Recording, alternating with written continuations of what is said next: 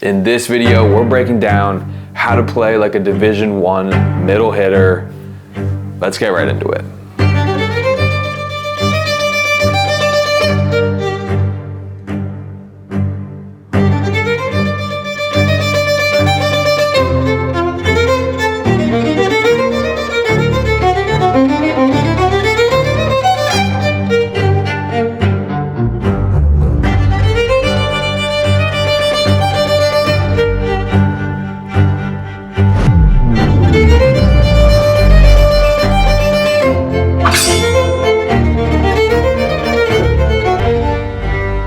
If you don't know me, my name is Mitch Sturkenberg. I'm an assistant coach at Marymount University. I'm an avid follower of the game and also recently have been filming a lot for Division I George Mason University. So that's where most of our film will come from today.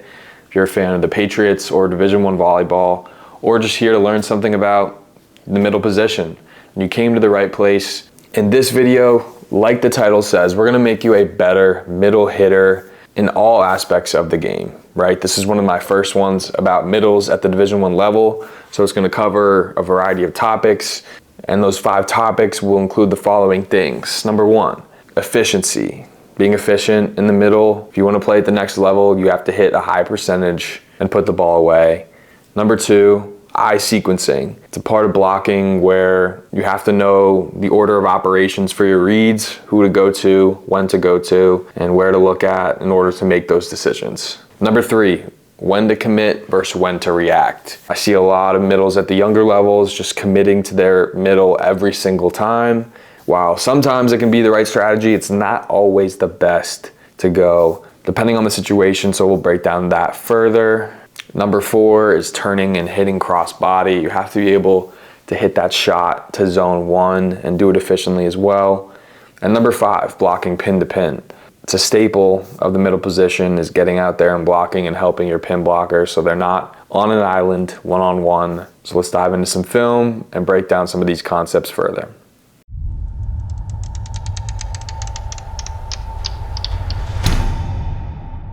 All right, the first point I want to hammer home is hitting with efficiency. When you are one-on-one as a middle, you have to be able to put the ball down. You have to be able to score. And when you get a perfect pass, you have to be a guy that your setter's looking to get and feed the ball. Otherwise, you're not going to get set. If you have a hitting percentage of 300 or plus, you will get set on perfect passes. And the setter will have more trust with you to want to give you the ball and want to force you the ball maybe when it's not a perfect pass. So in this play here, you can see the Patriots are in row 6. So we have a front row setter in Troy, and Alex is coming from zone 4 here. Does a good job of tracking this ball in, sees it's a perfect pass, and immediately he's coming in fast and coming in hot right on the setter on a traditional 1 ball and pops this ball down. Couple things that I like about this play that are a little specific. Number 1, Alex realizes right when he's in the air that there's no help on the outside. This CSUN outside hitter should absolutely be helping in the middle here, since Troy's front row and all he has to worry about is the D ball, but on a perfect pass scenario, his priority should be helping out in the middle and getting late to that D ball secondarily. Alex takes advantage of that space, hits that ball, chops it right down in front of the middle, and gets a kill. The point I want to touch on here in this play is this isn't a full-on swing, right? This isn't as hard as Alex can hit the ball, but it's a smart shot because he knows he has the middle beat from a timing perspective. So all he has to do is just wrist down on this ball and snap it, and it's going to beat the middle to that press and get a kill. And sometimes that's all attacking is in the middle, is finding your shots, finding your timing. If you get space and his chin's above the net, just put it down and get an easy kill. We love the highlights, but we also love efficiency and simple play, and he shows that here on this one. Second clip I want to show you guys is all about eye sequencing, and that's about understanding who you're going up against, what are your reads to go from one to the next, and how to make decisions on who to commit to versus who to stay off of. And the first question I want to ask as I have this clip up on the screen is, what rotation is CSUN in? As a middle and as every other player on the court, you have to understand what the other team is in rotation. CSUN here is in rotation 3, which means the setter is back row. They have a front row right side and 2 other front row options. So Alex, his responsibility is number 1, the middle. That's his primary guy.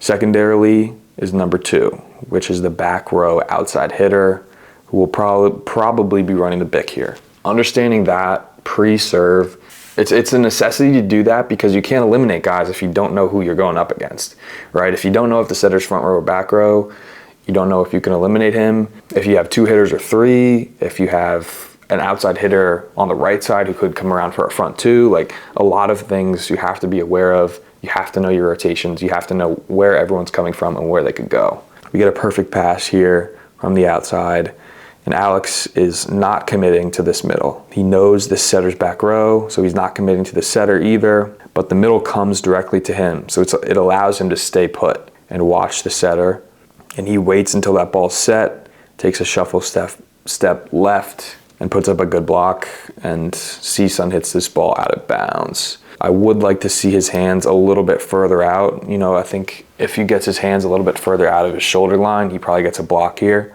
But fortunately for the Patriots, CSUN hits this ball out of bounds. But again, let's go over the sequencing. Serve ball in. Alex takes a look at the setter first, right? Recognizes it's a good pass. Then he's taking a peek at the middle.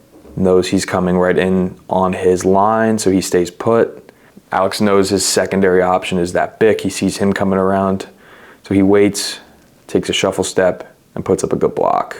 That is the eye sequencing that I'm talking about. Starting on the middle, commit to him if you think it's gonna go there, and if not, wait and react, and go to that second option, go to that second read, whether it's a pin, whether it's a bick, whether it's whatever. Really good job here of finding the right guy and being up on time. All right, the third clip we'll touch on is when to commit versus when to read. And there's actually 2 examples in this actual play. So the first one we can see here, I'm not sure if this is a perfect pass or a free ball pass. I think it's a free ball pass here, but the setter's front row. So Liam goes up with the setter, and Evan, his eyes are focused on that setter's while also seeing that middle coming right to him as well.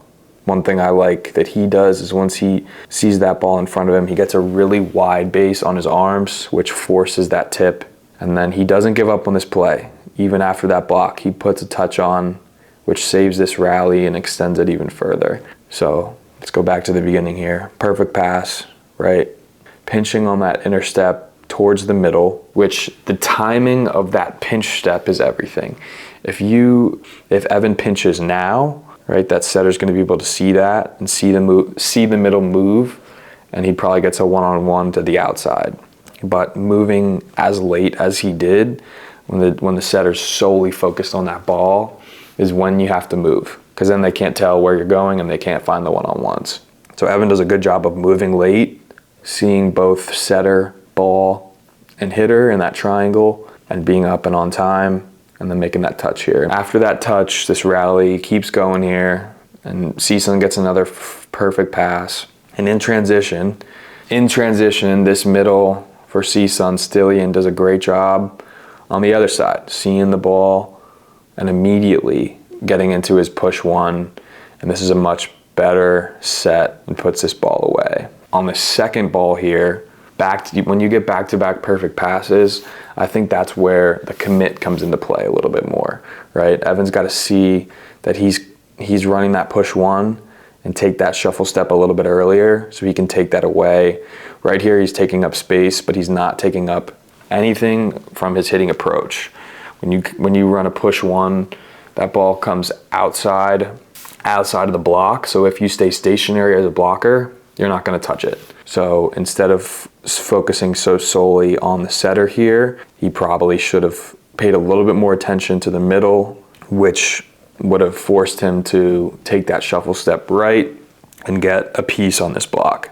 Now, Stillian's a great freshman middle, and that's a great route, and sometimes you're going to get kills on you, but understanding sometimes, when you get back-to-back perfect passes, sometimes you got to commit to the middle and be on your guy and be up when he's up. You can see Stillian's up in the air on his descent, and Evans just reaching over the net, which means you're late. So something to think about. Now, next play here is all about turning that ball back to zone 1. Setting the middle is really predicated on getting good passes. When you get good quality passes, you get a chance to set your high efficiency guys. Great pass here from Gio, and Troy sets up Evan with a one-on landscape is what I like to call it. When you get those pins splitting out early, you get a one-on-one with all of the landscape open. So all Evan has to do here is turn that ball 45 degrees, and that's going to be a kill. I think Constable's a little bit out of position here. He's a little deep. When you get a middle this tight, one-on-one like this, I'm crashing up a little further. He's a little deep here, but really solid route. If he wants to pound this ball to zone 4, he absolutely can. Zone 4, zone 5. But turning this ball back is a necessity in the middle. You have to be able to go up, show one thing, and hit that cross body shot, or come in hard, going right to left and cut that ball back. Really good kill by Evan, and just how it's done. All right, the last clip we'll show here is about moving pin to pin. All right, how can you be effective in knowing when to move left to right, knowing when to not commit on that middle, and trust in yourself to get and help out your pin blockers. I apologize in advance on this clip. There's some people moving in the background as my camera was set up in a location where kind of right by the entrance, but I'll just leave it at that. We get a ball in here that pulls the setter out of play. So it's a zone 6 outside set, which leads to a triple block and kind of a recycle for CSUN. So they get that ball back. You see when that happens, all the blockers kind of reset. Now the good part about this block touch and this recycle is CSUN doesn't get a perfect free ball pass. So this free ball pass takes them out towards the 10-foot line, which is a small margin, but in the game of volleyball where margins are everything, it's huge. So when that happens, Alex knows he's not committing on the middle, right? The ball is here. His middle is already in front of the setter. So that's going to be a really tough, quick, challenging set to make, to shove that ball in front of him. When you have 2 blockers already stationary, they have the time to go up and react to that. So he's not going to commit. So he waits. He waits, again, taking that late shuffle step once you get to a point where that setter can't see you moving. And then this is one of the best moves I've seen for a middle to close in a long time. This is a right foot step, and then he's jumping on 2 feet while keeping his arms penetrated to get this block. That is phenomenal, right? You don't always have to close with a swing block. You don't always have to just shuffle, shuffle, shuffle. Flat-footed, right? You see how he uses his feet here, right? He's 1 foot on the right and then immediately into a 2-foot jump, launching into that seam to get that block. It helps when you're 6'7", 6'8", with the length that he has to just penetrate with those hands and get across the net. But this is really good job of saying, hey, don't think the middle's getting set here. I'm going to put myself in a situation to close the right side, who Jalen Phillips, he's their best player. So you have to think that in transition, they're going to try and get him the ball. He does that, closes to Gio, and gets the block. And these are some things about being a really good middle.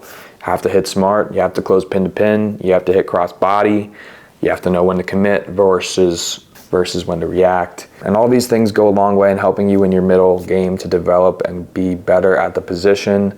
There are a lot more subjects that we can touch on in the middle position, right? Understanding when to hit your shot, what kind of shots you can hit. There's so many routes that we can talk about to find more space and more attacking options for you to score. But for now, this is a great start, especially talking about the Division I level, which is a gear above, Division III and some other levels in terms of expectations on what you have to accomplish. Evan, Alex, even Stillian do a great job of the necessities to be a great middle. So I hope you learned a little bit something from this video. Shout out to all my middles out there that are watching. I know trying to get you guys as much feedback, as much instructional information as I can. Thanks for tuning in as always, and we will see you guys in the next one. Peace.